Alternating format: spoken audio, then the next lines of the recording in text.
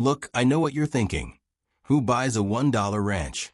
Especially when you're 7 months pregnant and running from your abusive ex with nothing but a Honda Civic and a prayer. But when you've got nowhere else to go, and Jethro both swears he'll find you wherever you hide, a cursed ranch in the middle of nowhere starts looking pretty good. Clampett. Yeah, the one everyone said was haunted, was my Hail Mary. The place was a wreck, sure, but it was my wreck. For $1 and a signature, it was mine. And honestly, peeling paint and broken windows sounded safer than going back. So there I was, grinding up a forgotten road in a car with a check engine light older than TikTok, 7 months pregnant, exhausted, terrified, and somehow hopeful. The house looked like something out of a Gothic novel, dark wood, stubborn bones, windows like tired eyes. I put my hand on my belly. Well, little one, this is home now. The key they gave me was weird, heavy iron, etched with symbols that looked older than the county itself. But it worked, and that's what mattered. The lock yielded with a groan. When the door swung open, a breath of stale, cedar-cold air washed over me, and for a second I could have sworn the place exhaled. I crossed the threshold and officially became the owner of the most haunted property in 3 counties. What could possibly go wrong? 3 days of scrubbing and triage turned condemned into barely habitable. Food was down to crackers and instant coffee. I studied myself in the bathroom mirror. Hair scraped back, shadows under the eyes, but a bit of color from real work. The isolation had steadied my nerves better than therapy ever did. Still, I needed supplies. Time to face the outside world again. Millbrook was smaller than I'd imagined. A diner with a leaning neon script, a barbershop, a church, a hardware/grocer with a hand-painted sign that read Hathaway's General Store. I parked under a cottonwood and felt eyes follow me across the glass. Inside, a silver-haired woman glanced up from the register. "You must be the girl who bought Clampett Hollow." "Ellie Mae," I said. "Jane Hathaway," she replied, handshake firm as oak. In towns this size, news and long memories are the only currencies. Her gaze held mine, curious, a touch wary. "You've got the look." "What look?" "The Clampett look. Around the eyes." "I'm not related," I said too quickly. "Interesting," she murmured. Conversations clipped themselves shut when I walked past and reopened in whispers after I'd gone by. A kid pointed at my belly until his mother folded his hand down with a hush.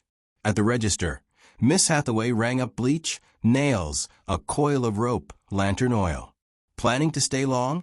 "Permanently. Fixing it up." "Brave." She lowered her voice. "Land that good going for $1 means more than bad luck. That place has rules." Before I could ask what that meant, the door chime rang. A man in a tan uniform stepped inside, hat tucked under his arm. "Sheriff Jed Clampett," he said, offering a card. "Welcome to Millbrook." "Ellie Mae." His eyes flicked to my belly. "Living out there alone? That's a long way from EMT response."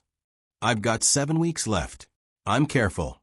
He nodded, then added quietly, "If Jethro shows up, call. Cell service is patchy, but try. We keep our own safe." "Thank you," I managed. I had both hands on the cart when a black Range Rover glided to the curb outside. The man who stepped out looked wrong against the dust. Sharp suit, bright watch, smile like polished chrome. "Milburn Drysdale," he said, as if announcing a verdict. "West Side Development." He didn't offer a hand. "I understand you've acquired Clampett Hollow." "That's right." Bold move. "Most folks last a month, if that, especially in your condition." His gaze dipped like a blade over my belly. "When you're ready to sell, and you will be, my company is very interested. Perfect footprint for a luxury community." "I'll keep that in mind," I said flat. "Sooner is wiser," he said, slipping me a card. "That place has a reputation. It'd be a shame if anything unfortunate happened to a mother and child." The threat hung there, a tremor in the air. Driving back, my hand shook on the wheel. I'd escaped one predator and found another circling. But I'd learned something important. Everyone knew more about my ranch than they were saying. A battered pickup waited by the well when I pulled in. An older woman with a kerchief and boots was shoulder-deep in a toolbox, cussing gently at a stubborn pump. "You must be Ellie," she said without looking up. "Name's Granny Moses. The trust pays me to keep the bones from falling apart."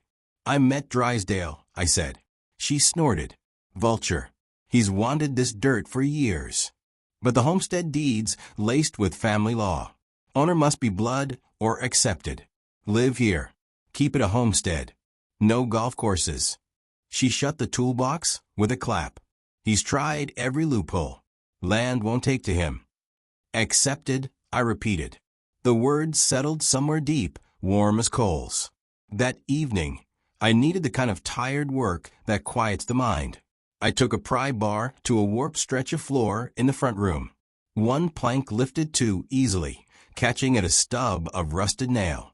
Underneath, a cedar box rested in the dust, its lid carved with the same spiral symbols etched on my iron key. Inside lay a leather journal, edges blurred by time. Beside it, a tarnished silver locket. I sat on the floor and opened the journal. The first page smelled like old rain.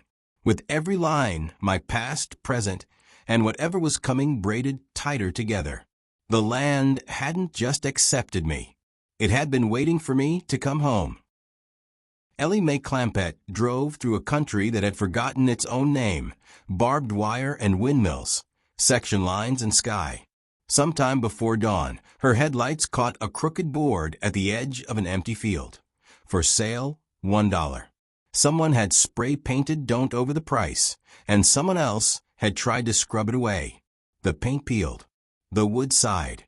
The house beyond it seemed to breathe. She turned up the lane and killed the engine. Silence lifted off the grass like mist. The gate resisted, then swung wide with the weight of memory. When she stepped through, a low wind rose from the far pasture and moved toward her, a ribbon of cool air that wrapped her calves and shins and kept going, as if welcoming its own. Something about this land felt aware. Ellie set her palm to her belly. "We made it," she whispered. "For now, we made it." Inside, dust softened the edges of everything. The foyer held the ghosts of rugs. In the parlor, lace curtains sagged like unspooled breath. On the mantel, a cracked photograph leaned against a cold mirror. A woman in a plain dress, chin lifted in a way that suggested she did not apologize for taking up space. The woman looked like Ellie would in 20 years if she'd ever been allowed to grow toward herself. In that instant, Ellie understood. This place hadn't been waiting for anyone. It had been waiting for her. She found the iron key in her pocket and rolled its weight from finger to finger, the spiral etchings, the notches like old teeth. In the back hallway, a small door stuck twice before it opened to a closet with a single shelf. A shape nested there in dust, a ledger-sized book bound in brown leather and wrapped with twine. She didn't open it yet. Instead, Ellie walked the rooms and let them introduce themselves. The kitchen with the cracked farmhouse sink, the pantry with the smell of mouse and mint, the small room at the front that wanted to be a nursery, even though no one had told it that word in years. She opened the narrow window there, and the wind came in, salted with juniper and distant rain. Outside, the pasture leaned. A circle of old stones sat half-sunken near the cottonwoods, as if the ground had swallowed them in its sleep. The symbols on the stones matched the spirals on the key. She didn't know what that meant yet. She only knew that it wasn't random. She went back to the closet, cut the twine with her car key, and lifted the cover. Catherine Clampett's diary. The first entry was written in a tidy hand. If the circle breaks, the earth remembers. If the earth remembers, it calls us home. Ellie closed her eyes. Somewhere far off, thunder rolled over the prairie and kept rolling. She pressed the diary to her chest, felt her daughter turn inside her like a tide, and said it again, a promise this time. "Well, little one, this is home now." The wind had quieted overnight. By morning, the silence around Clampett Hollow felt almost deliberate, like the land was holding its breath. Ellie stood on the porch, mug in hand. watching fog lift off the fields. The circle of stones near the cottonwoods gleamed faintly with dew. She dreamed of them again, whispering in a language she didn't understand. The coffee was instant and terrible, but the first sip grounded her. She was starting to like the feeling of her own company, of noise-free mornings. Still, she needed food, batteries, and nails. Millbrook looked almost painted into the landscape. Single Main Street, angled parking, a diner with faded red stools, and a store where time had stopped around 1955. Ellie parked near the diner, aware of eyes following her reflection in the glass. She stepped into Hathaway Realty in General, the little hybrid store that doubled as a supply shop and gossip hub. The bell above the door gave a half-hearted ring. "Morning," said Pearl Bodine, a stout woman arranging canned peaches into a pyramid. Her accent was thick as honey and twice as slow. "You're the new gal out at Clampett Hollow, aren't ya?" "Word gets around," Ellie said, managing a smile. Pearl gave a look that wasn't quite unkind, just curious. "Millbrook's not big. We don't get many new folks, especially ones who move into that place." "Why is that?" "Never ends well," said a voice from the counter. Jed Clapton, an old man in a worn sheriff's jacket, didn't look up from his coffee. "Last folks out there, Catherine and her husband, vanished one summer. Left dinner on the table. Search party found nothing but footprints going in circles." Ellie glanced between them. Footprints. He met her eyes, gray and serious. "Do yourself a favor, Miss Clampett. Don't stay out past sundown. The land doesn't take kindly to strangers." A small laugh escaped her. "Then I'll just have to become family." Nobody laughed back. As Ellie paid for her supplies, the door creaked open behind her. A group of schoolchildren spilled in, their chatter cutting off when they saw her. One girl, freckled, hair in pigtails, whispered to another, "She lives there." "She hears them," another murmured. Pearl's hand froze mid-scan. "Kids," she said sharply, "don't start." Ellie turned. "Here's who." The smallest boy stared at her stomach. "The ones in the fields." Before Ellie could speak, Pearl clapped her hands together. "Out. All of you. Go on." The kids scattered, the bell above the door jingling in nervous rhythm. Pearl forced a smile. "You'll have to forgive them. Too many stories passed down around here."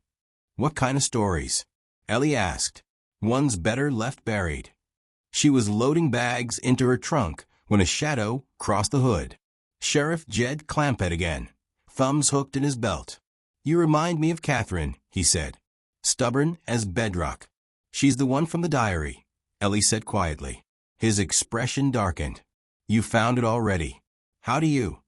He looked past her, toward the ridge that led back to her property. "Everyone who's lived out there finds it, and most who find it don't stay long enough to regret it." Ellie straightened. "I'm not running." Jed studied her for a moment longer, then handed her a folded paper. "My card. The line out there's bad, but if you hear something that doesn't sound like wind, don't open the door." "Sheriff, you sound like you actually believe the stories." He tipped his hat. "Belief's not required when you've seen proof."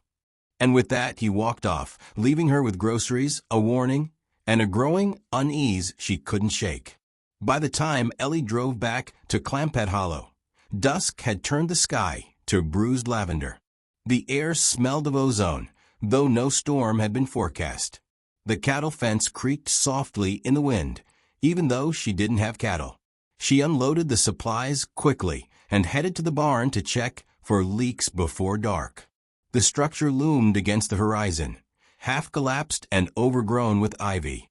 She swung the door open, and her flashlight beam sliced through the dust. Cobwebs glistened like silver thread. Tools hung on the wall, untouched for decades. But what drew her attention were the beams, each carved with looping spirals, identical to the etchings on her iron key and the sketches in Catherine's diary. She traced one symbol with her fingertips. The wood felt warm, almost pulsing. "Old superstition," she murmured. "Carving wards, maybe." The wind outside rose in a low whistle that threaded through the rafters. It almost sounded like someone humming. Ellie froze. The humming deepened, then stopped. She turned off her flashlight.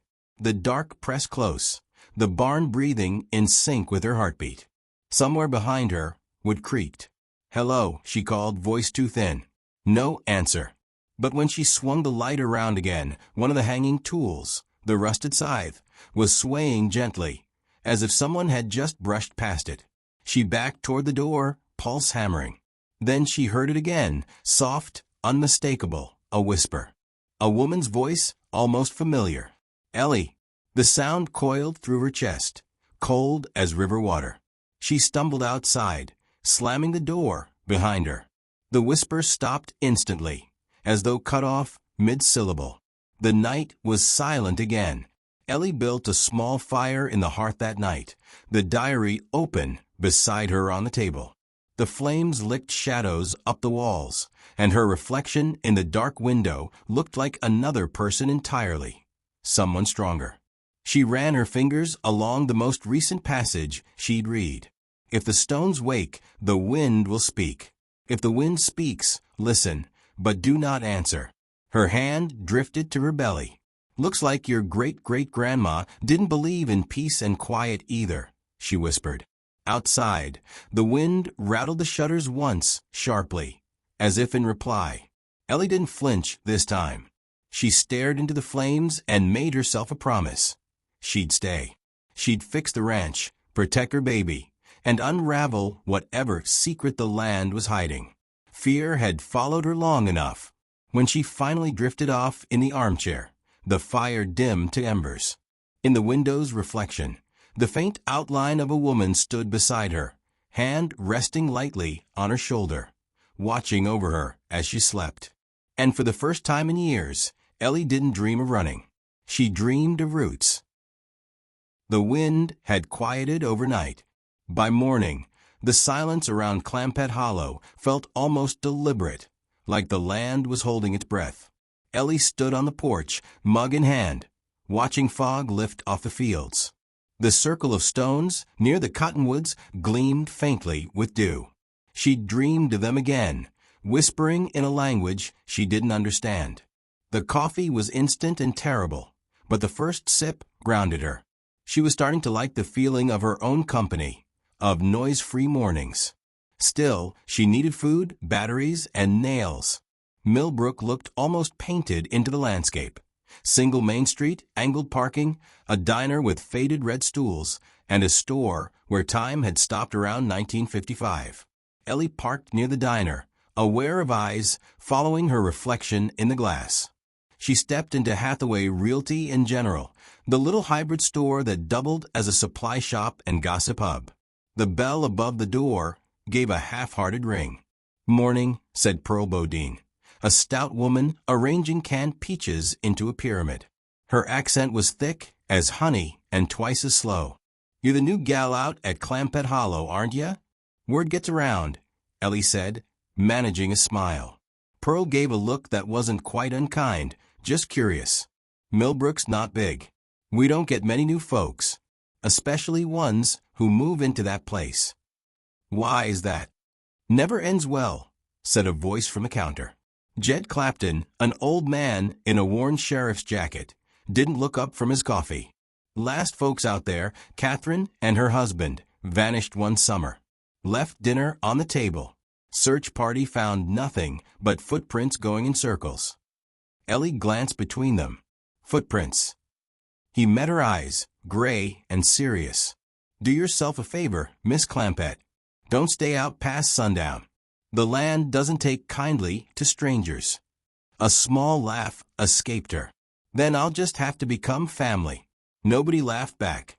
As Ellie paid for her supplies, the door creaked open behind her. A group of schoolchildren spilled in, their chatter cutting off when they saw her. One girl, freckled, hair in pigtails, whispered to another, "She lives there." "She hears them," another murmured. Pearl's hand froze mid-scan. "Kids," she said sharply, "don't start." Ellie turned. "Here's who." The smallest boy stared at her stomach. "The ones in the fields." Before Ellie could speak, Pearl clapped her hands together. "Out." All of you. Go on." The kids scattered, the bell above the door jingling in nervous rhythm. Pearl forced a smile. "You'll have to forgive them. Too many stories passed down around here." "What kind of stories?" Ellie asked. "One's better left buried." She was loading bags into her trunk when a shadow crossed the hood. Sheriff Jed Clampett again, thumbs hooked in his belt. "You remind me of Catherine," he said. "Stubborn as bedrock." "She's the one from the diary," Ellie said quietly. His expression darkened. "You found it already. How do you?" He looked past her, toward the ridge that led back to her property. "Everyone who's lived out there finds it. And most who find it don't stay long enough to regret it." Ellie straightened. "I'm not running." Jed studied her for a moment longer, then handed her a folded paper. "My card. The line out there's bad, but if you hear something that doesn't sound like wind, don't open the door." "Sheriff, you sound like you actually believe the stories." He tipped his hat. "Belief's not required when you've seen proof." And with that he walked off, leaving her with groceries, a warning, and a growing unease she couldn't shake. By the time Ellie drove back to Clampett Hollow, dusk had turned the sky to bruised lavender. The air smelled of ozone, though no storm had been forecast. The cattle fence creaked softly in the wind, even though she didn't have cattle. She unloaded the supplies quickly and headed to the barn to check for leaks before dark. The structure loomed against the horizon, half collapsed and overgrown with ivy. She swung the door open, and her flashlight beam sliced through the dust. Cobwebs glistened like silver thread. Tools hung on the wall, untouched for decades. But what drew her attention were the beams, each carved with looping spirals, identical to the etchings on her iron key and the sketches in Catherine's diary. She traced one symbol with her fingertips. The wood felt warm, almost pulsing. "Old superstition," she murmured. "Carving wards, maybe." The wind outside rose in a low whistle that threaded through the rafters. It almost sounded like someone humming. Ellie froze. The humming deepened, then stopped. She turned off her flashlight. The dark pressed close, the barn breathing in sync with her heartbeat. Somewhere behind her, wood creaked. "Hello," she called, voice too thin. No answer. But when she swung the light around again, one of the hanging tools, the rusted scythe, was swaying gently, as if someone had just brushed past it. She backed toward the door, pulse hammering.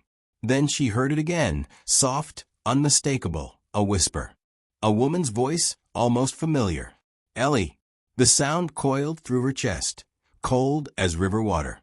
She stumbled outside, slamming the door behind her. The whisper stopped instantly, as though cut off mid-syllable. The night was silent again. Ellie built a small fire in the hearth that night, the diary open beside her on the table. The flames licked shadows up the walls, and her reflection in the dark window looked like another person entirely, someone stronger. She ran her fingers along the most recent passage she'd read.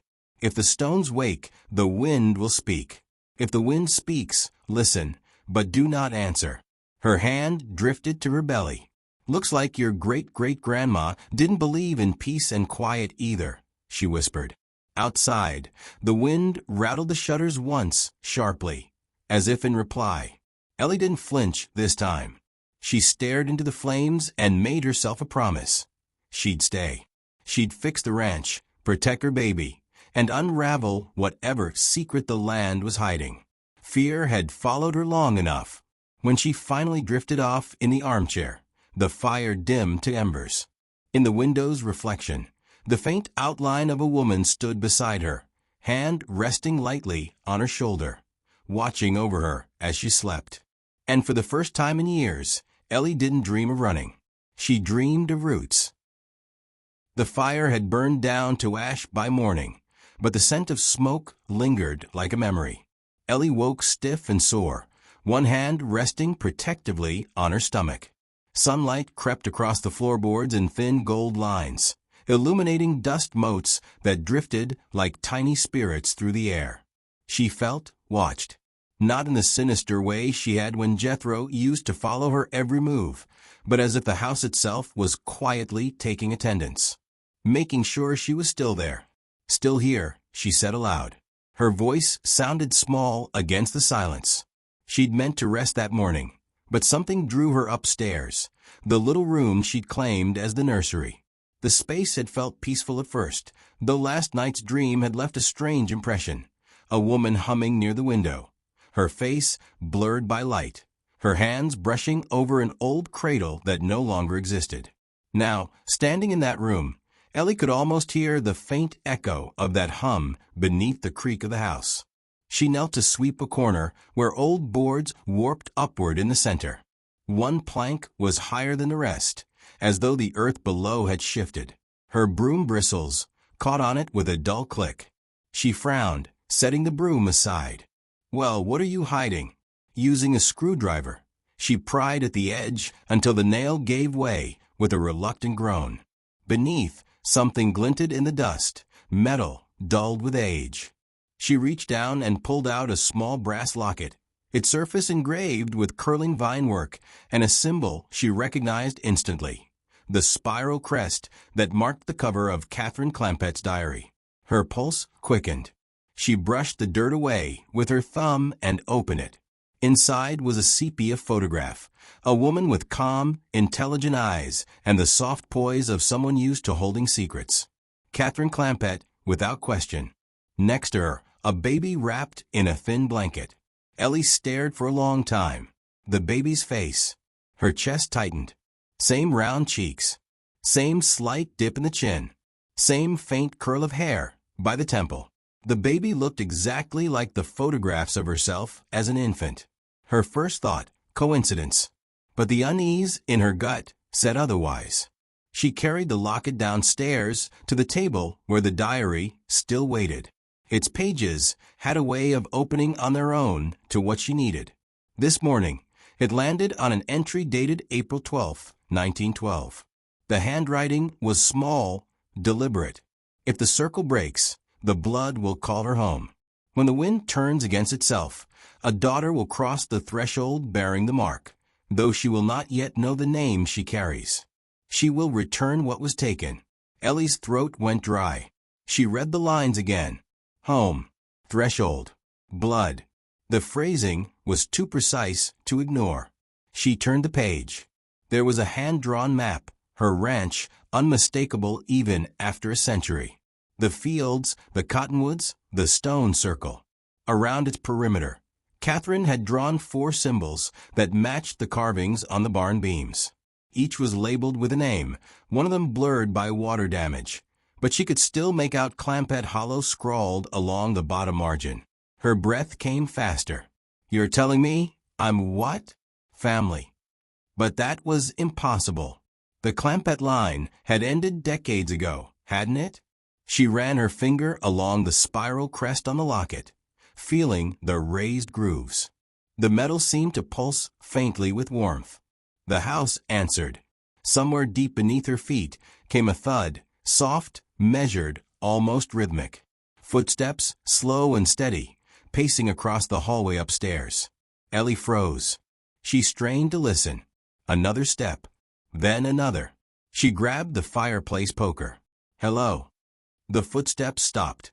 Silence stretched long enough that she began to doubt herself. Then creak. A floorboard near the nursery door gave a soft groan, like someone shifting their weight.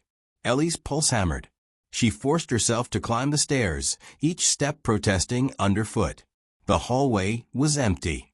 The nursery door stood open just a crack. She pushed it gently. The locket's chain slipped through her fingers and hit the floor with a metallic tink. And in the half-light spilling from the window, she saw them. Footprints pressed faintly into the dust. Bare feet. Small, delicate. They led from the window to the center of the room and stopped where the floorboard had been pried open. She blinked and they were gone. The room felt lighter, as if something had exhaled again. She stooped to pick up the locket. It was warm, warmer than it should have been. Later, needing air, she walked the hallway lined with old photographs she hadn't yet removed. Most were unremarkable, portraits of stoic men and unsmiling women, but one at the end of the corridor caught her eye. A woman in a long dress stood before the house as it was decades ago, hair pinned back, a baby on her hip. At her feet, two older children smiled awkwardly, and a man stood behind them, hand resting on her shoulder. Catherine Clampett again. The baby, Ellie leaned closer, had the same dimple in its chin. "God," she whispered, backing away. "What are you trying to tell me?" The wind outside howled suddenly, slamming one of the shutters against the siding. The sound echoed through the hall like laughter. That night, she sat by candlelight with the diary open before her. The flickering flame turned the ink to liquid shadows. Every so often she thought she heard the faint hum again, the same melody from her dreams. She read another passage aloud. "Blood remembers what the mind forgets. It is not the land that binds us, but the promise we made to it." The candle guttered. The air grew colder. Ellie pressed a hand to her belly. "If this place is family, what does it want from me?" A soft tap came from the window. She turned sharply.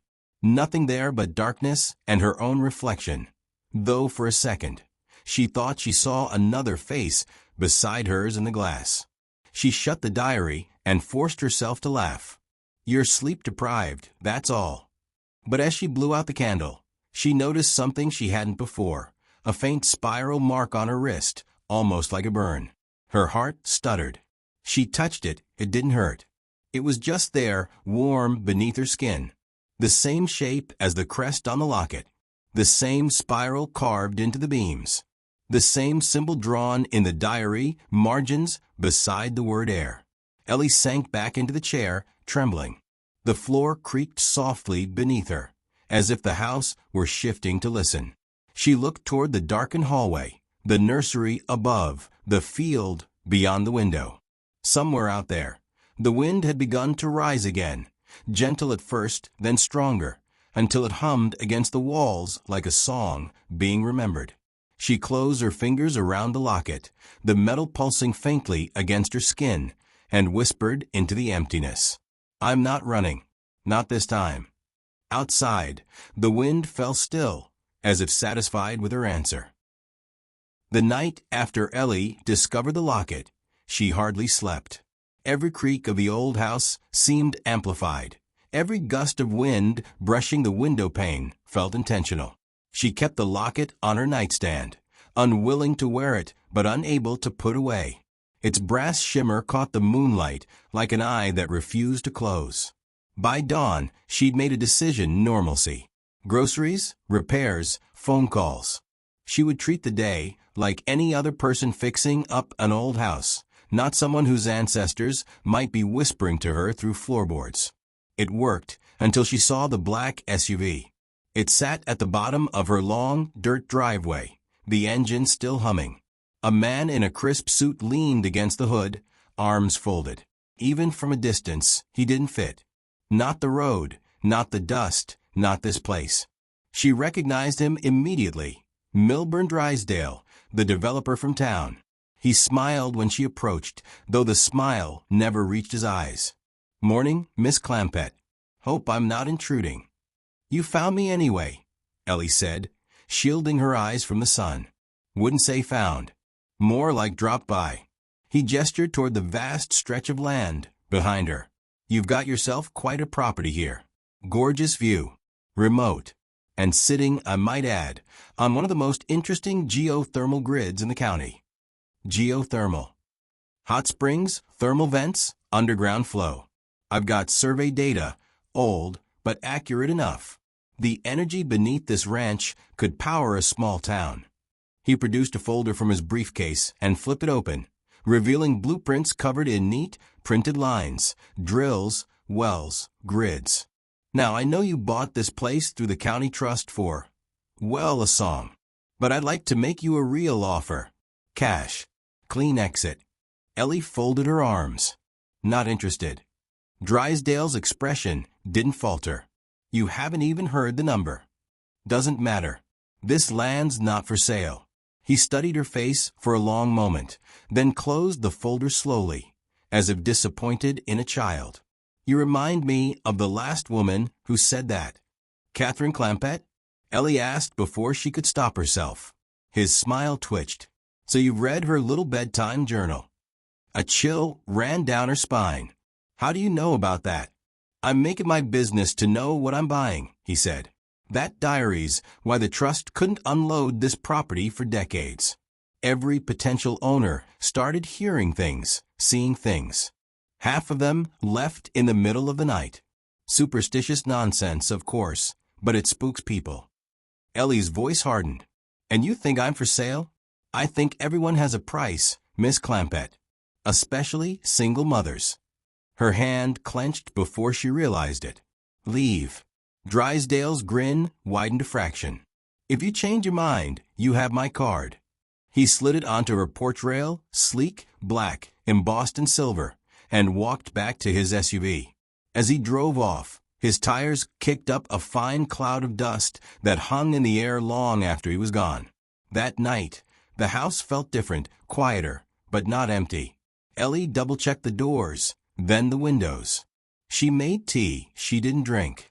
She told herself she was being paranoid.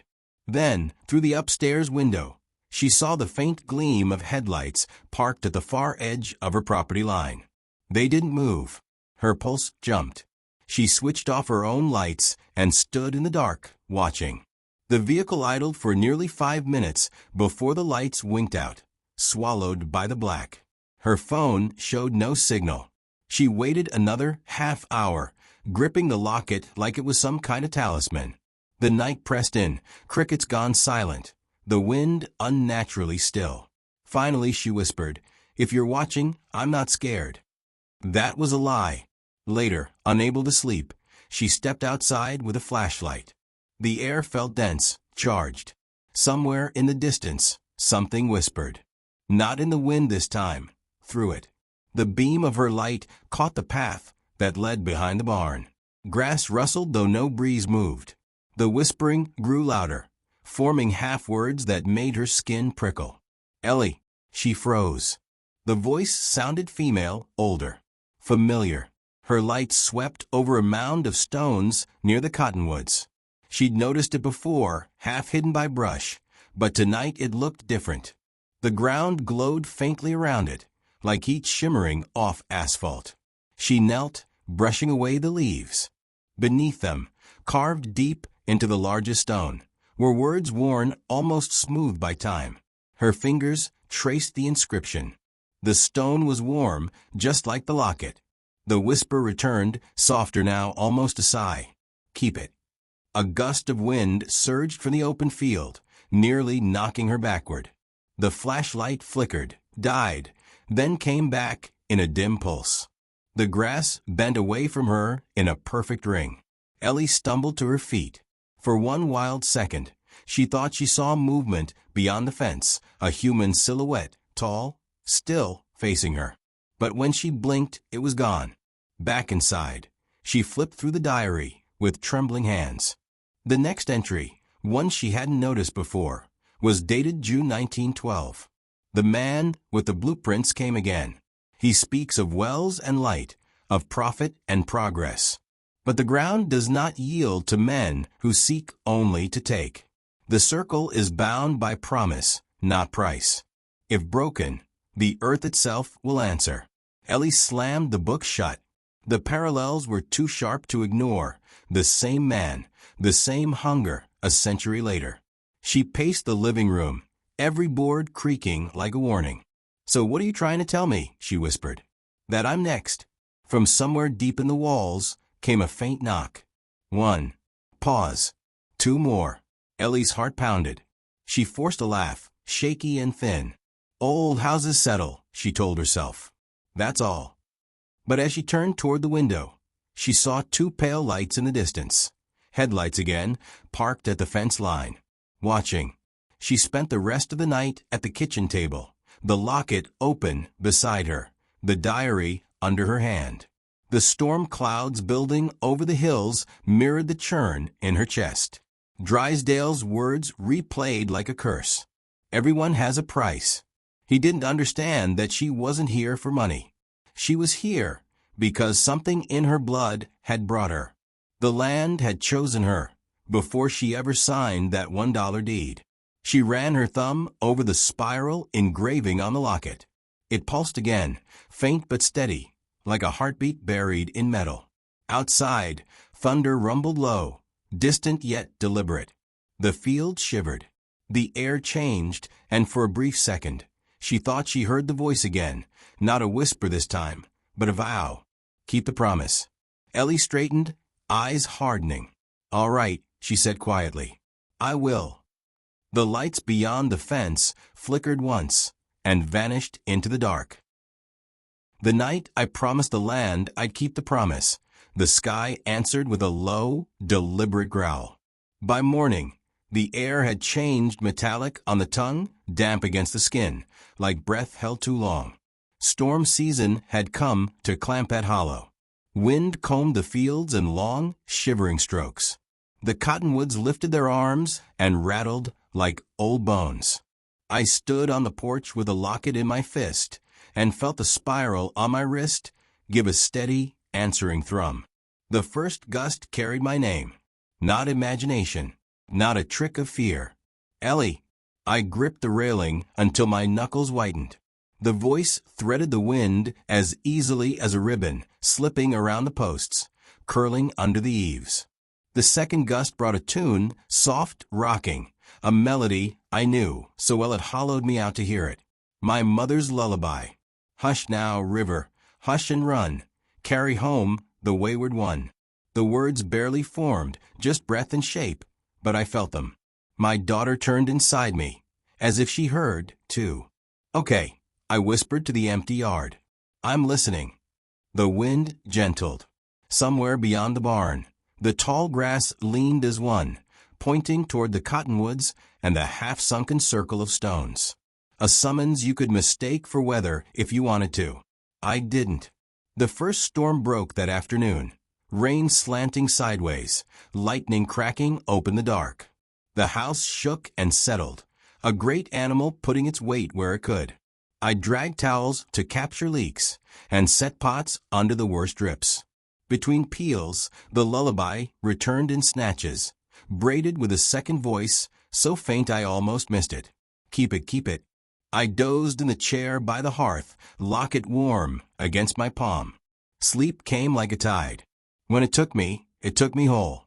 I was standing, no, someone was, ankle deep in mud inside the stone circle. Torches guttered in the wind. Their light slicked the stones in gold. A woman's hands moved quickly, confidently, smearing a paste of ash and crushed leaves along the carved spirals. The woman wore her hair pinned tight, sleeves rolled.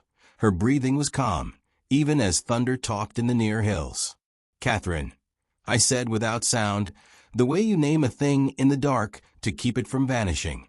She didn't look at me, couldn't. But I saw her clearly. The same eyes as in the photographs, the same stance that said no further. At her feet sat 4 small jars, stoppered with wax. She drew the point of a bone all across her forearm, no flinch, just purpose, and let a few drops of blood fall into each jar. The ground took the offering with a hungry hiss. She turned to the north stone, pressed her blood-marked palm to the spiral, and spoke words I didn't recognize. The wind howled. The earth shivered, as if something beneath it had shoved against its bindings. Bear it, she whispered, to herself, to the storm, to me across 100 years. Firstborn, bear it, so the rest may lay it down. The circle blazed, brief, blinding. When the light snapped away, the runes glowed a softer heat, like embers banked for night. I woke with my cheek damp and my hand on my belly. My daughter rolled once, deliberate as a wave, then settled. You saw her too, didn't you? I said. A shutter banged somewhere down the hall, an impatient heartbeat in wood. By dawn, the clouds had thinned to a pewter lid. I found Granny Moses in her truck by the well, a coil of hose in her lap, and storm in her eyes. You look like a woman who's been talked to, she said by way of good morning. By wind and ghosts, I said. That's the language this place speaks. I told her about the lullaby, the circle, the blood, about Catherine's ritual, about the words firstborn bear it. Granny listened without interrupting, the line between her brows deepening but never breaking. When I finished, she spat neatly into the dust and nodded once. "Some lands ain't meant to be owned, only guarded," she said. "Clampett Hollow's one. Your people learned that the hard way. So did mine." "I didn't know they were my people," I said too quickly. "Not until I let the sentence fall into the space between us." "What does it mean, Barrett?" Granny cut the truck engine, and the sudden quiet made the truth louder when it came. "First daughter carries the seal, so the rest don't have to. Sometimes it's a mark, sometimes it's a knowing. Sometimes it's dreams." She pointed her chin at my wrist. "Sometimes it's on the skin." I pulled my sleeve back. The spiral there, faint yesterday, had darkened, like a bruise deciding to tell its story. "How long have you known?" I asked. "Long enough to know I couldn't tell you before the land did."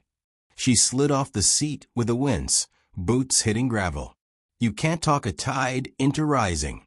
It knows its hour." "The man from West Side was watching my fence last night," I said. "Drysdale." Her mouth flattened around the name. "He hears the money humming under us, same as you hear your mama's song. One will drown him, the other will carry you." "I'm pregnant and alone," I said, and the nakedness of it startled us both. "What if I can't carry both?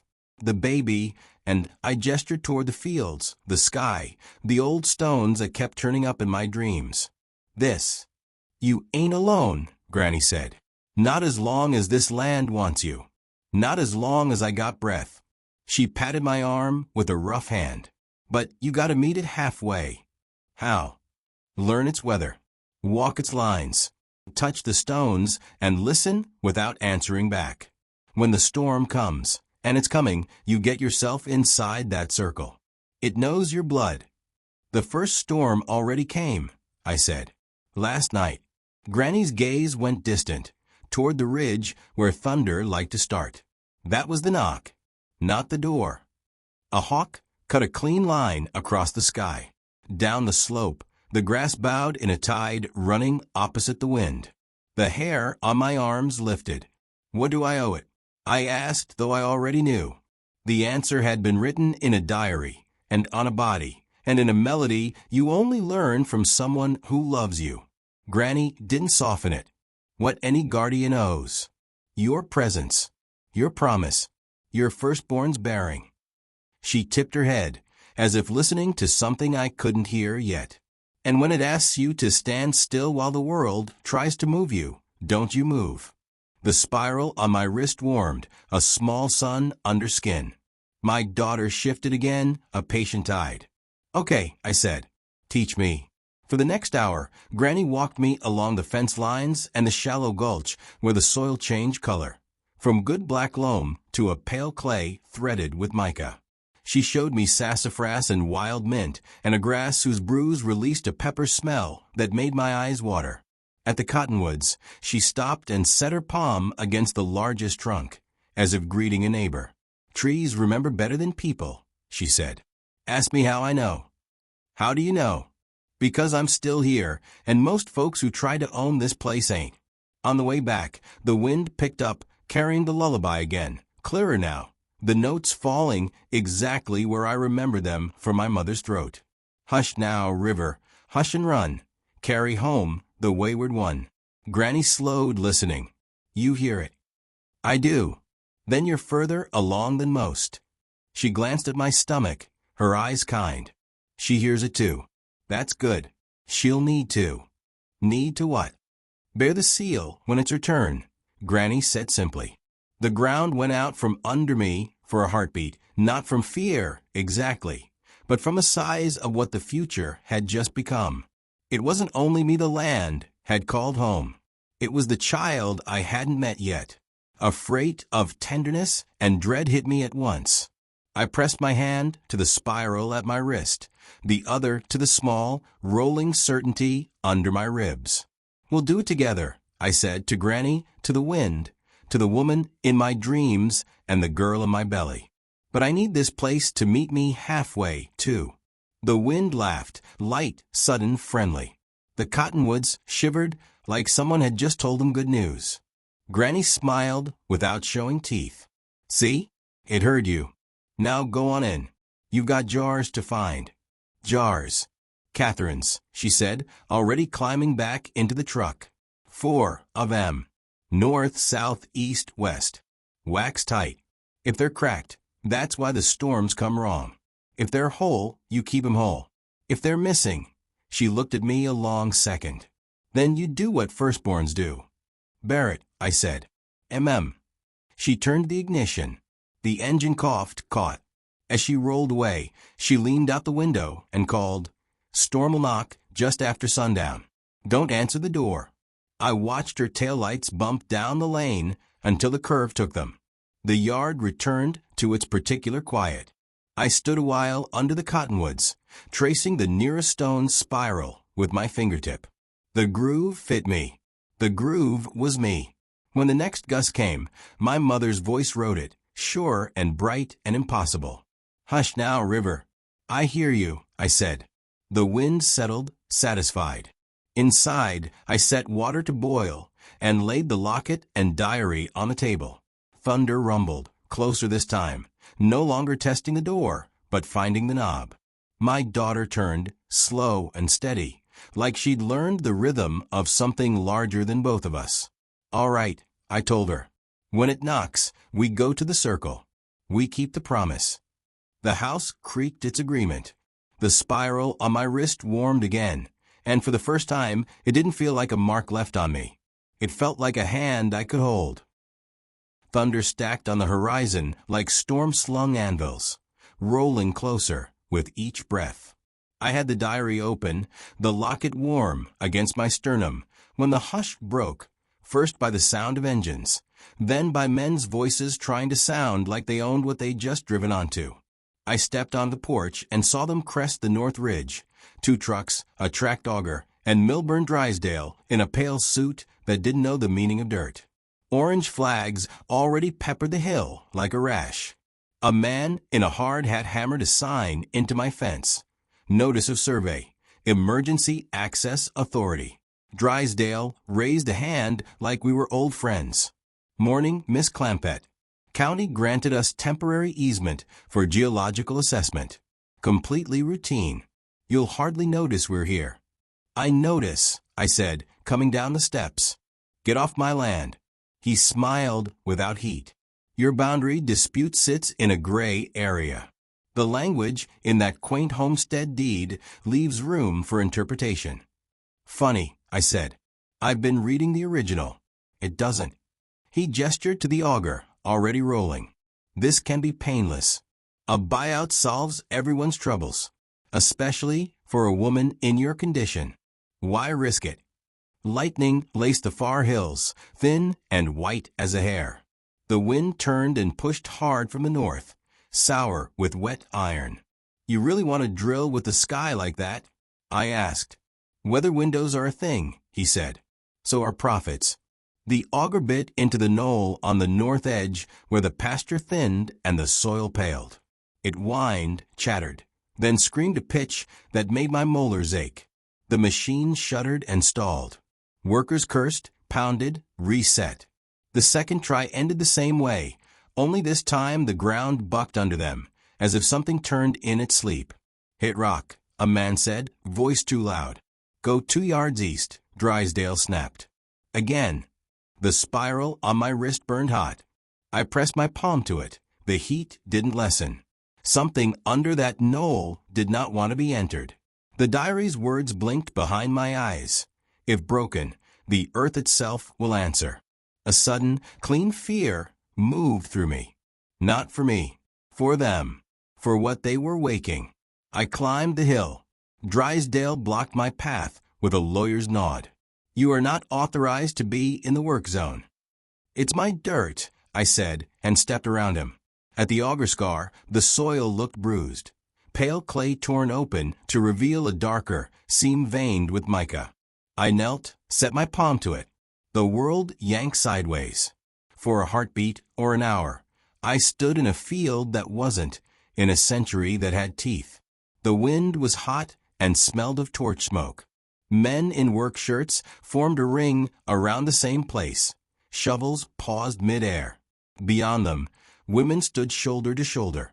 Catherine at the front, jaw set, sleeves rolled, the bone all in her hand. "Not here," she said. "Not ever." A boy in suspenders bolted forward with a sack. Catherine caught him with a hand to his chest. "You go home, Jack.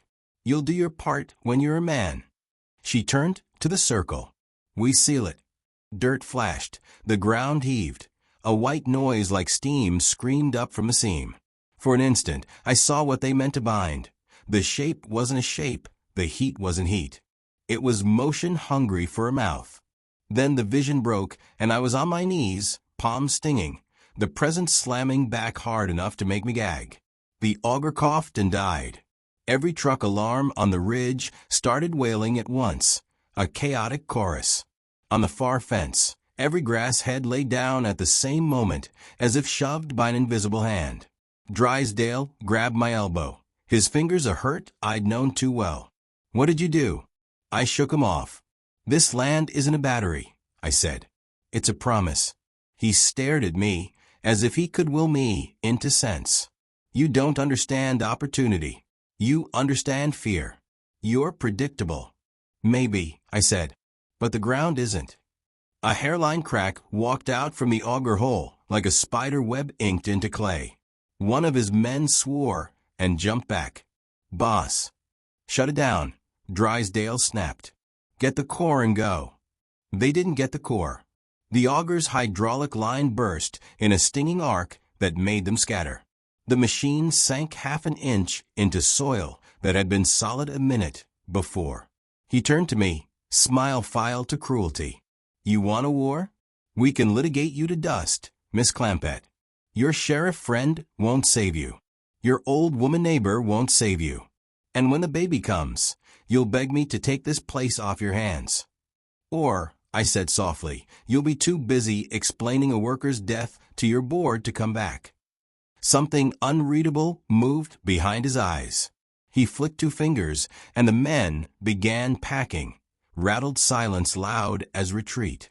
Before he ducked into the SUV, he leaned close enough that I could smell his cologne over the hot metal air. "Everyone has a price." "You do," I said. "It just isn't money." He left in a spray of gravel. The ridge exhaled when the engines were gone. I stood there until my knees stopped shaking, one hand on my belly, one on the scar the auger had opened. My daughter turned slow, deliberate, like a tide testing the shore. "Okay," I told the dirt. "We'll finish what they started."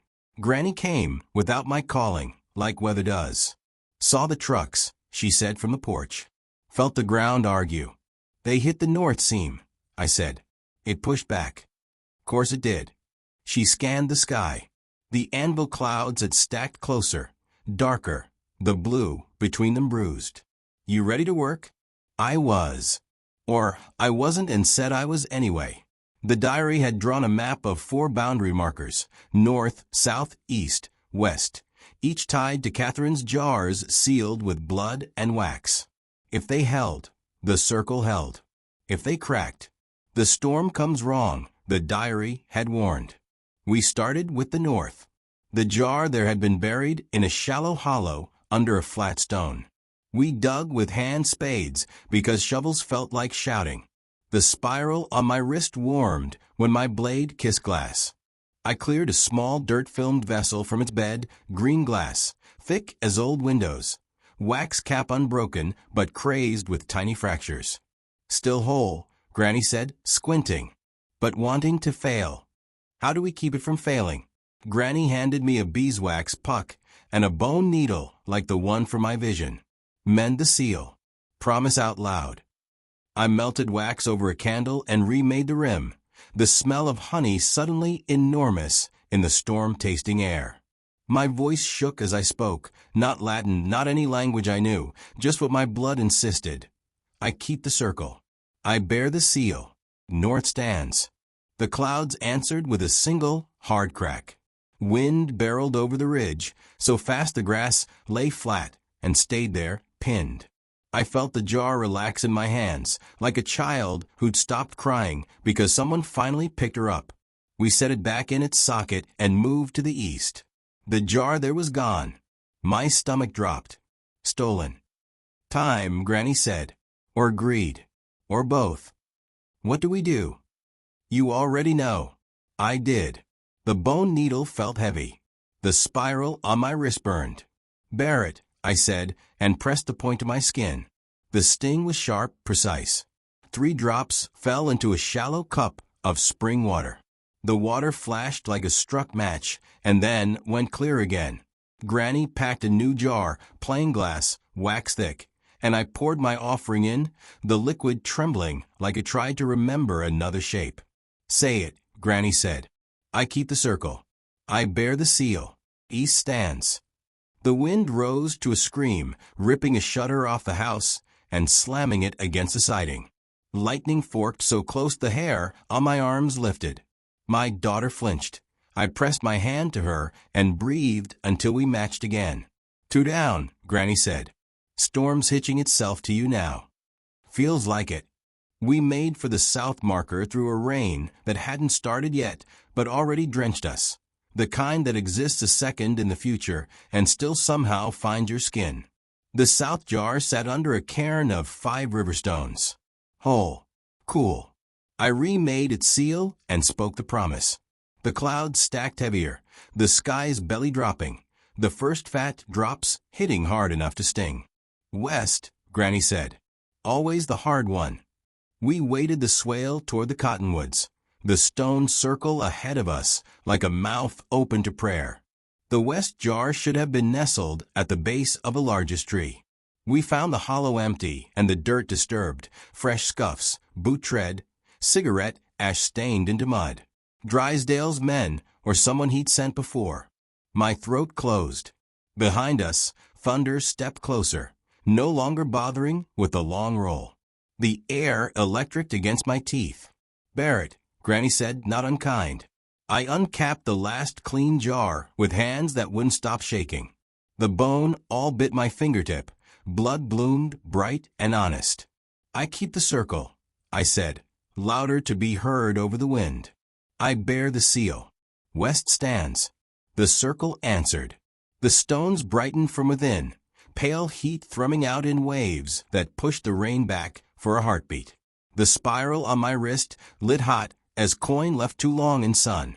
My daughter kicked once, fierce as a word, and then settled as if she'd been set down where she belonged. The storm hit full. Rain came sideways. The cottonwoods whipped like they were trying to say no and couldn't. The ground shook, not a quake, but a remembering, the hollow thrum of something ancient rolling over in its long sleep. We ran for the porch and made it as the sky split open. Through the watery blur, I saw headlights ghost briefly along the far fence, and then die. Whether Drysdale or someone worse, I couldn't tell. A familiar nausea rose, fear's old glue, and then passed when the locket warmed in my throat. My due date, scrawled on the calendar by the stove, stared back at me. 7 weeks. The storm's clock said otherwise. Granny gripped my shoulder. He'll come back with papers and men. The other one will come with fists. She didn't say Jethro. She didn't have to. Get ready to stand still. I'm tired of running, I said. Good, she said, eyes on the lightning stitching the ridge. Then let him run into you. Outside, the earth finished its sentence and went quiet, the way a thing does after it tells the truth. The jars beneath their stones hummed faintly in my bones.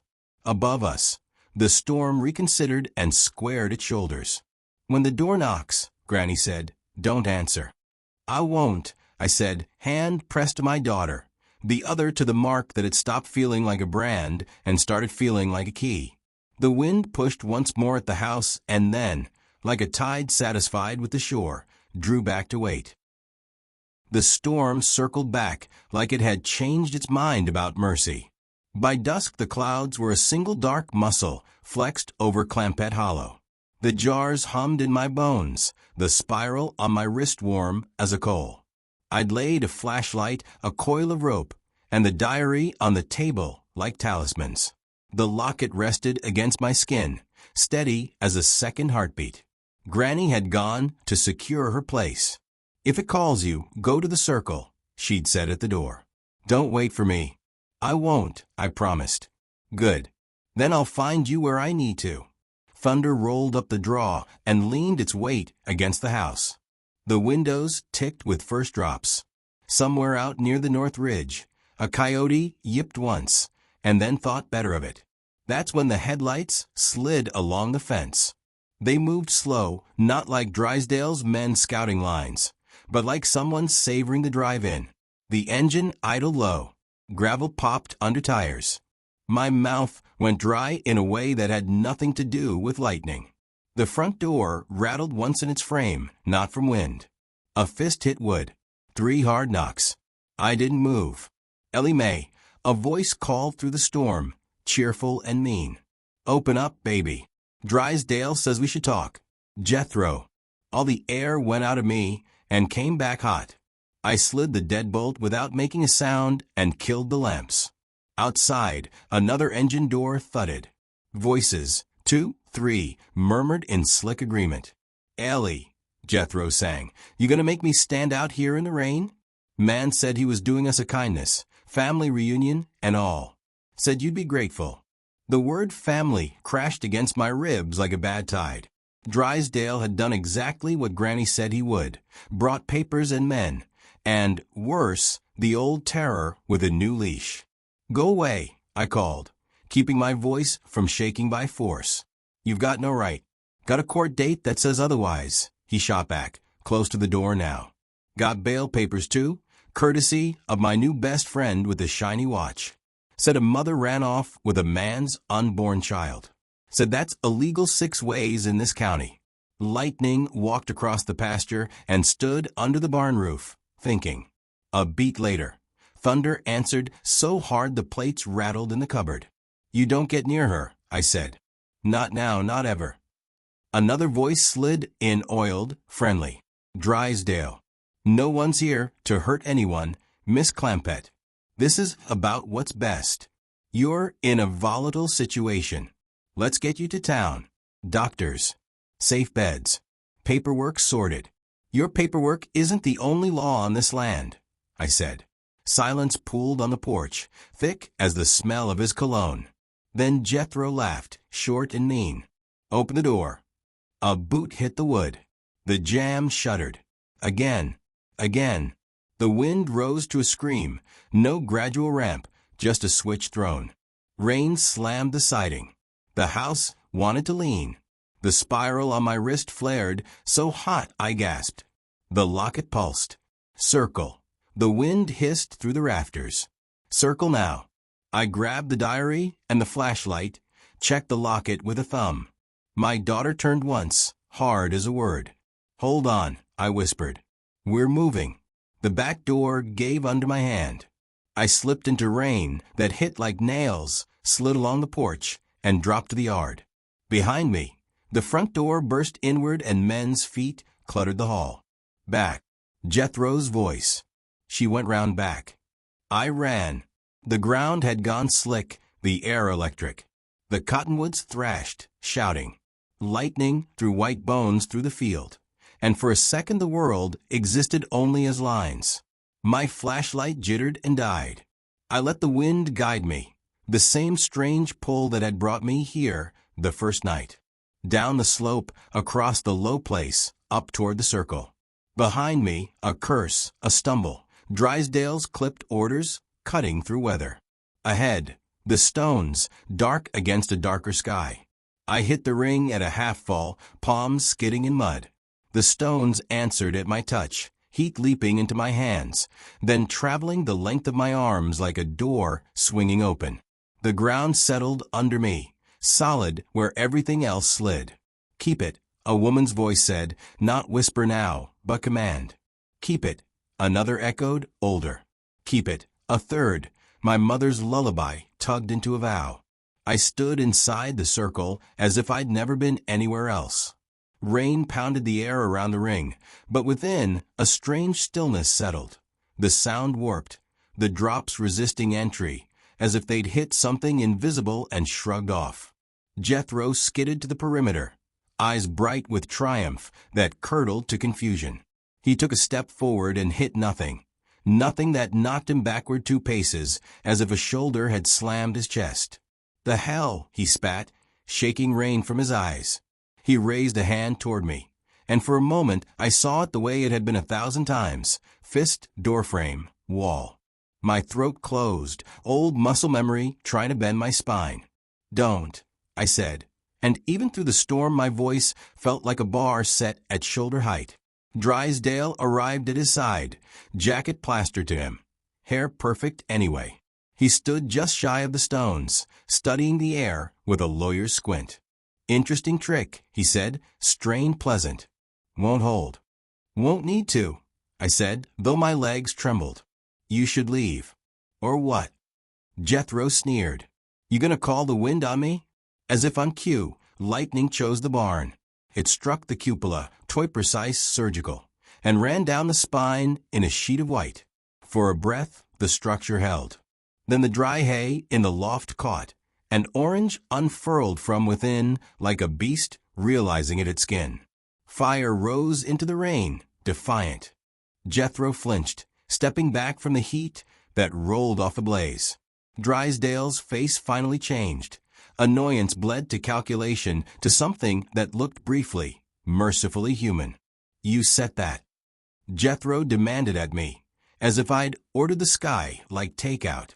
"It set itself," I said, which was the truth and also not the point. The wind pivoted hard, sending the flames' body away from the house and straight up the gullet of night. The sparks writhed and died in wet air that should have smothered them. The heat hit the circle and broke apart like surf against rock. "Last chance," Drysdale said, shouting now to be heard. "Step out. We go to town. We do this clean." "My town is a circle," I said. "My doctor is the ground." Jethro's face went small and mean. He lunged, hitting the boundary again, this time with enough force that the invisible line threw him backward into mud. He scrambled up, slick with it, hatred raw and simple. "I'll take what's mine." "Nothing here is yours," I said, and the women behind me, Catherine, Eliza, the ones I didn't know, said it too, in a chorus woven through the rain. The lullaby shifted without losing its tune. "Hush now, river, hush and run, carry home the wayward one." The wayward one wasn't me. It was the storm. It came down like a verdict. The circle flared, a low, clean heat, and the jars under their stones answered in a note too low to hear and too large to miss. The ground shivered, not in fear, but in memory. Something old turned its face toward the surface and decided, this yes, that no. Fire roared, then hit a wall of wet and went to steam. The barn sagged, then knelt, then lay down into itself like an old horse surrendering to sleep. Jethro swore and tried again, circling to find a seam. There wasn't one. Drysdale hovered at the edge, calculating force and angles that didn't exist in any book he owned. "You can't hold it forever," he said. "You have to come out sometime. Babies come when they come." As if she'd been listening for her cue, my daughter tightened, a band of pressure cinching low across my belly. The world narrowed to that line and broadened to include everything that had ever come before. I gripped a stone to stay upright and felt it grip back. "Ellie," my mother's voice breathed, closer now, close enough that I could smell her hair in summer, feel the callus on her thumb. "We've got you. Listen." "Listen," Catherine said. "Listen," the others agreed. The storm's pitch changed, from tantrum to labor, from flinging to pulling. It drew breath, shoved, drew breath, shoved. The boundary sang under my feet, not music so much as a held note between bones. The spiral on my wrist burned like a brand and like a blessing. Jethro saw my face and smiled a small, savage smile. "There it is," he said. "You hear that? She's coming. Step out, Ellie. Let me take you to the hospital. Be reasonable." Reason had its turn, I said, and the next wave took language and made it irrelevant. I dropped to a knee, and rode it, forehead against the stone, salt and rain and heat making a single taste. When it passed, the world snapped back into its edges. Drysdale had taken a step closer, testing the air with his palm. It pushed him gently back, like a firm mother moving a child from a hot stove. He swallowed, anger cool now, cold as money. This isn't over. It started, I said. He glanced at the barn's smoldering ribs, at the house holding in the wind, at the circle refusing him the fiction of entry. He lifted a hand to Jethro without looking and turned toward the trucks. Weary group, he said. We come back with what works. Jethro lingered a second longer, mud dripping from his cuffs, his eyes on my stomach like it owed him a debt. You ain't seen the last of me. I have, I said, and believed it in a way that wasn't bravado. They went. The storm stayed, pressing its forehead to the land. I stood. Another wave folded me in half and told me the clock I'd imagined was wrong. Not 7 weeks. Not a calendar at all. A weather system. A convergence. Circle, the voices said. Circle. We're here. I breathed with them. The fire settled into hiss and ember. The pasture lay down, then lifted its head. The stones held. All right, little one, I said, my hand on the spiral, my other on the hard curve of my daughter's skull working its slow, perfect way. We keep the promise. Thunder answered like a drum. The wind shifted to the north and stayed there, pitching a tent over us. Rain softened to a steady curtain at the circle's rim. Inside, the air warmed. The locket beat once, twice, like a small heart that remembered its job. We were not alone. We had never been. And the storm had finally told the truth, had been circling since the night I turned the iron key. It was time. The circle held me like a pair of steady hands. I sank to my knees, then all the way down, cheek against the warm stone as the next contraction climbed and crested. All right, I said through my teeth, talking to the small, round certainty, forcing the future open. We do this now. The ground answered. Not shaking, surging, a deep, tidal push that rose under my palms and moved through my spine like a blessing with a backbone. Beneath the stones, the jars thrummed in 4 directions, the note steady as a heartbeat. The spiral on my wrist flared hot, then steadied to a glow. Keep it, the wind said, no longer a hiss, but a choir. We're here, another voice promised.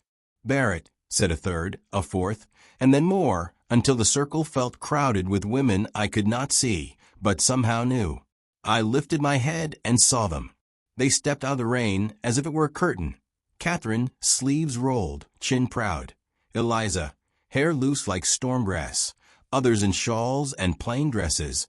Women who had come and gone on this land before anyone thought to plot it on a map. Their edges were the color of lightning behind closed eyes. They smelled like soap and smoke and bread ovens and clean sweat. Their mouths moved, and the air learned their cadence. Not English. Not any language I'd heard in years with names. But my bones understood it. Firstborn, Catherine said, her face softening in a way the photographs never caught. We have you. I wanted to cry even before the next wave took me, but the body keeps a spare room for grief and saves the good floor for work. I breathed and pushed, the sound of the storm folding itself around each effort like a midwife's hands. Lightning stitched the sky and then didn't unstitch. It froze. White thread snagged mid-arc, nailed into the clouds, as if someone had said, hold that thought to a god. The field went bright as noon, then brighter. For a heartbeat the rain hung too, each drop suspended, jeweled, every blade of grass wearing a star. Inside that held breath, I bore down with everything I had left, with everything the women behind me had left me. The circle answered with heat. The jars sang louder. The spiral on my wrist brightened until my skin was a lantern. Now, Eliza said, and her voice was a key turning. I pushed. The world narrowed to a ring of fire and widened to include the ridge, the riverbed, the long bones of rock under the ranch, the hawk's path across noon. I bore down through pain that wasn't pain, but a door opening. And then release. A rush, a slide, a wet weight into my hands. A silence, so perfect it scared me. I turned, scrambling for my child. And there she was, Lydia Clampett, slick and furious and perfect, all of her shaped like a whole word. I cleared her mouth with trembling fingers and rubbed her back, murmuring nonsense and old songs. "Come on, little one," I begged. "Tell the sky your name." She pulled in her first breath, like someone who meant to make something of the air. Her cry punched the storm off its feet. The frozen lightning unthreaded at once, unspooling in a cascade that fell upward instead of down. The rain lost its nerve and softened to a fine mist.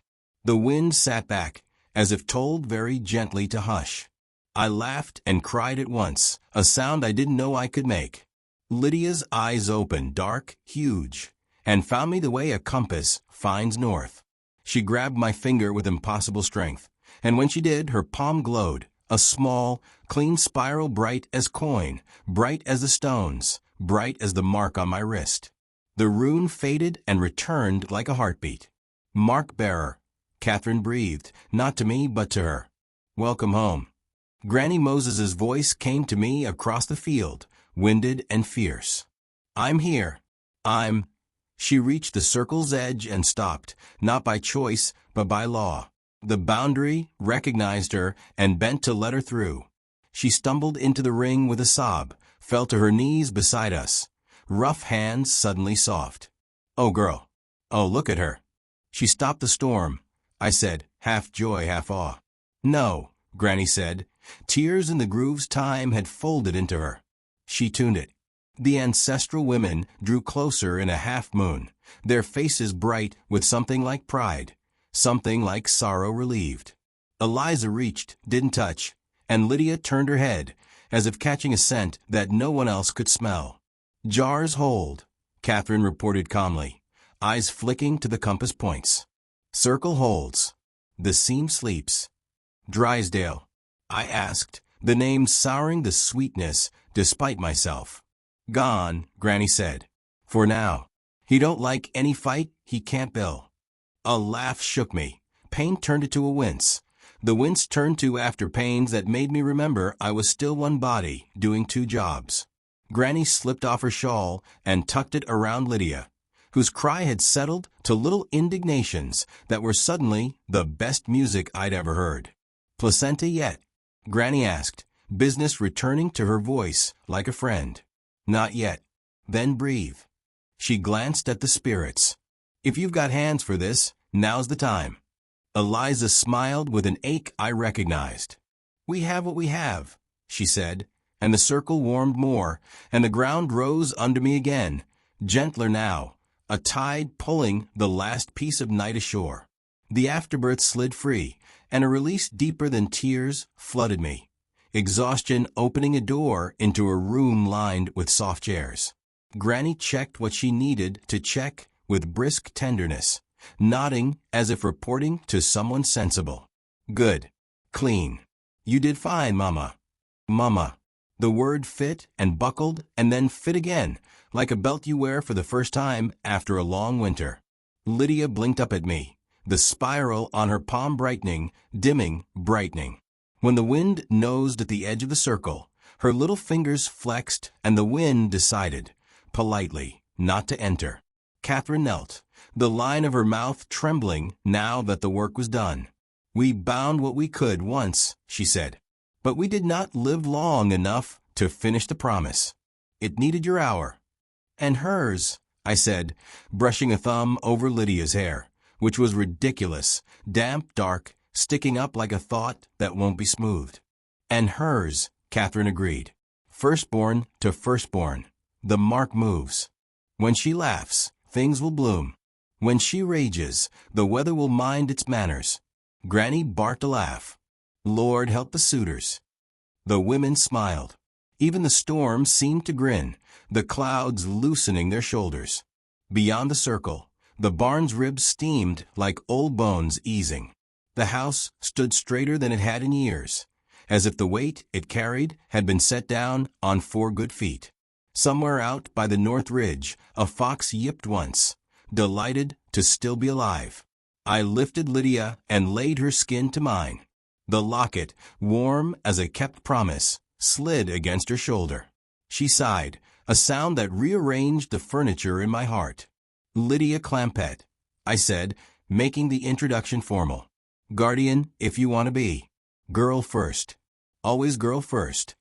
The rune on her palm glowed in agreement. Catherine's gaze held mine. There will be men who come with paper and men who come with fists. You do not have to meet paper or fist with fist. How then? I asked, not eager but practical. With standing, she said simply.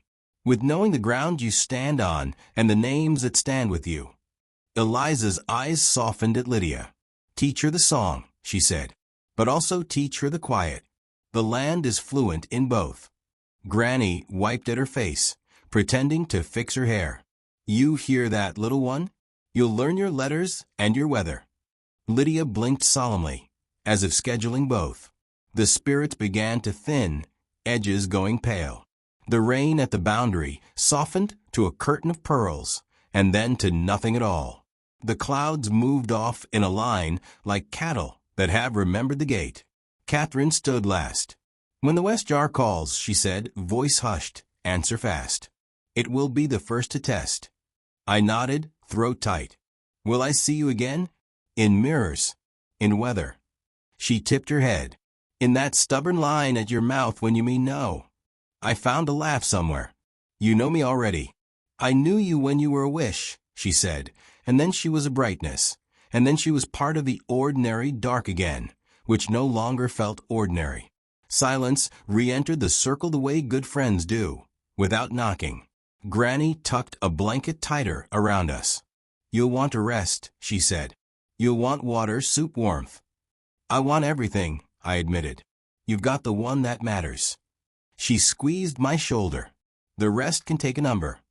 We sat there a while, 3 women and a newborn, listening to the land remember its own breath. A breeze walked through the cottonwoods and didn't push. The jars below us purred like cats at the end of a long day. I looked down at Lydia, at the spiral flickering on that tiny palm, and something in me that had been braced since childhood finally set down its pack. Welcome home, I told her. It's been waiting. The circle warmed as if it heard me. The locket lay against her, bright, steady. The first cricket tried a note and found it welcome. Over the ridge, the last of the storm showed its blue underbelly and went. We were not in danger. We were not alone.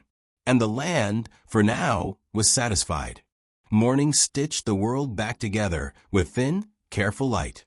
Mist lay in the low places like folded linens. Beyond the cottonwoods, the pasture wore last night's storm as a shine, every blade jewel tipped, every spider web a net of pearls. The house stood straighter than it had in years, as if it had finally remembered its true posture. The barn, black-boned and steaming, rested in the field like an old war story told to its end. I sat with my back to the old oak, Lydia tucked skin to skin beneath Granny's shawl. Her breath was a small engine, her fingers warm commas against my ribs. The locket lay where it had fallen, between us, bright as if it had been polished all night by invisible thumbs. Around the ring, the stones hummed low and steady, the sound a body makes when it knows where it belongs. The earth under me felt awake but unafraid, like a giant who's risen, stretched, and sat down content to watch the day begin. Look, I whispered into the curl of Lydia's ear. You did that. A breeze walked out of the east and moved my hair the way my mother used to when I fell asleep on the couch after school, soft, amused, relieved. Far up the ridge, the first hawk of morning traced a clean line toward the sun, as if signing the sky with one long, deliberate stroke. Granny appeared at the edge of the pasture and took her time crossing, boots finding the dry places without seeming to look. She paused once to nudge a twisted length of cable with her toe, Drysdale's auger line, kinked into a shape metal shouldn't know. One of the trucks was half buried nose first at the fence, as if the field had decided it was done being stepped on and folded itself politely over the trespass. "Machines don't like being corrected," Granny said when she reached us, voice low so as not to wake the tiny sovereign on my chest. Her eyes ran over the circle, over the house, back to Lydia. A smile arrived that had taken a long road to get here. "And look at you." I shifted, showing her Lydia's face. The spiral glowed faintly in the soft of her palm, pulse bright, then quiet, then bright again, like a lighthouse choosing not to brag about its work. "Well, little one," I whispered, brushing dirt from my newborn's cheek, "this is home now." The wind answered with the gentlest thread of song, my mother's lullaby, no longer a warning behind the teeth of storm, but a welcome spoken with a mouth full of bread and sunlight. "Hush now, river, hush and run, carry home the wayward one." The song ended on a held note, and for a heartbeat I thought I heard another voice under it, Catherine's, saying good the way older women do when they've finally been allowed to put a burden down. Granny eased herself to the ground with a theatrical groan and peered toward the road. Drysdale's crew cleared out before dawn, left more metal than footprints. "Count he'll be asking questions they don't want answers to." Her mouth canted wry. "And Jethro?" I let the question settle. The circle, polite as ever, did not offer gossip. "Gone," I said finally. The word didn't taste like hope or fear. It tasted like clean water. The land misplaced him. "Things that don't belong have a way of getting lost out here," Granny said. It wasn't threat or prayer, just weather. We were quiet a while, listening to the day open. A meadowlark tried out a phrase and decided to keep it. Somewhere near the north jar, a fox barked twice, and then trotted off on business. The house cracked its knuckles and set to the ordinary work of standing up to sun and time. "You'll need boards and a permit and a stubborn friend to help you roof that barn again," Granny said, practical returning to her like a favorite coat. "I'm 3/4 of one of those things." "I've got the 4th, I said, touching the spiral at my wrist. "Between us, that makes a set." Granny nodded, satisfied. "You'll also want to bless what can be blessed, and bury what needs burying." I glanced at the twisted auger teeth, the toppled sign. "And what about the men who come back with papers?" Her look was steady. "You've already learned the answer to paper." "Standing," I said. She tilted her head toward Lydia. "And she's learned the answer to weather." Lydia yawned, unhurried, the spiral on her palm brightening like a lantern turned up for a second, and then dimmed again to the business of keeping the path. Her eyes opened, black as wet soil, and found the spaces between the leaves as if reading them. "She'll hear more than you," Granny said, gentler now. "Teach her to listen kindly. Teach her to tell the difference between what's calling for help and what's calling to be fed. Not all hungers deserve a meal." "Like Drysdale," I said. "Like anything that takes without asking." We watched the light move across the field, slow as a promise kept on purpose. When I looked to the west stone, I felt a thread pull in my chest, a small tug, nothing urgent, just a tension reminding me of its future work. "Catherine said the west will test first," I told Granny. "It always does.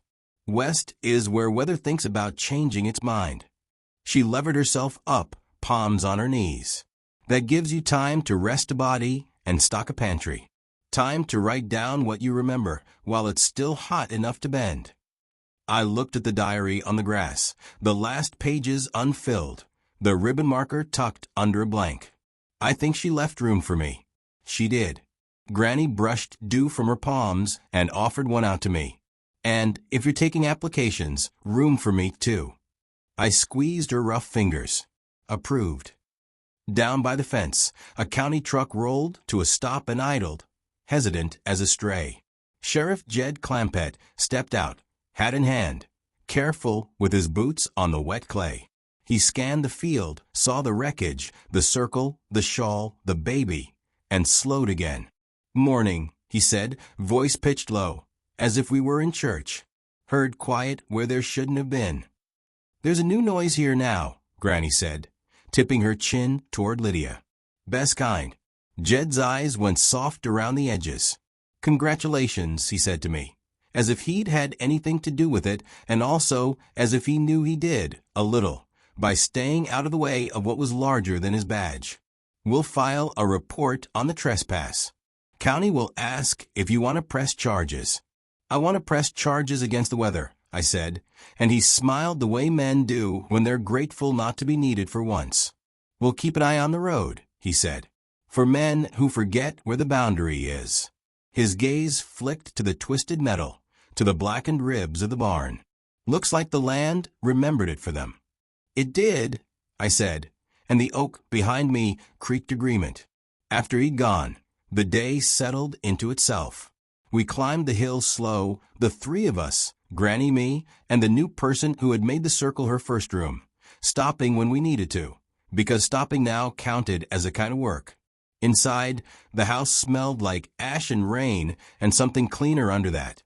Soap, maybe, or just new air.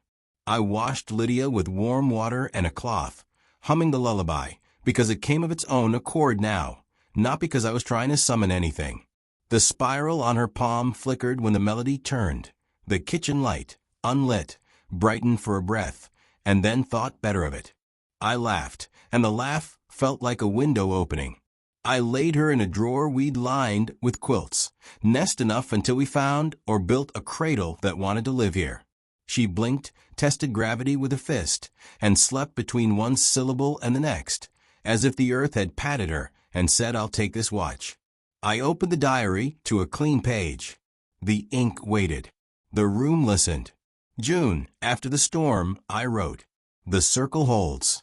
The west tugged once, like a puppy learning its leash. The jars speak if you put your ear to the ground. The land is not mine. I am its. The page took the words like a field takes rain. I wrote until my hand went tired and my eyes went sweet. Then I closed the book and went to the doorway. From the porch, I could see the whole bend of our life, the stones, the house, the patient wreck of the barn, the fence line knitting itself innocent. A swallow cut a new signature under the eaves.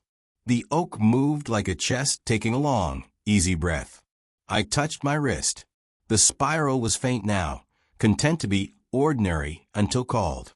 In the drawer, Lydia sighed, a sound like water remembering where it means to go. The wind rose, light as a hand in hair, and gave me back the last line I needed. "We're home," I said to it, and to the long line of women listening from mirrors and weather. "We'll keep the promise." The answer came as a hush the land makes when it agrees. The stones breathed. The jars purred. The field, on some old schedule of its own, lifted its face to the sun. And somewhere just beyond hearing, the lullaby kept going, not to warn us off, but to lead us in.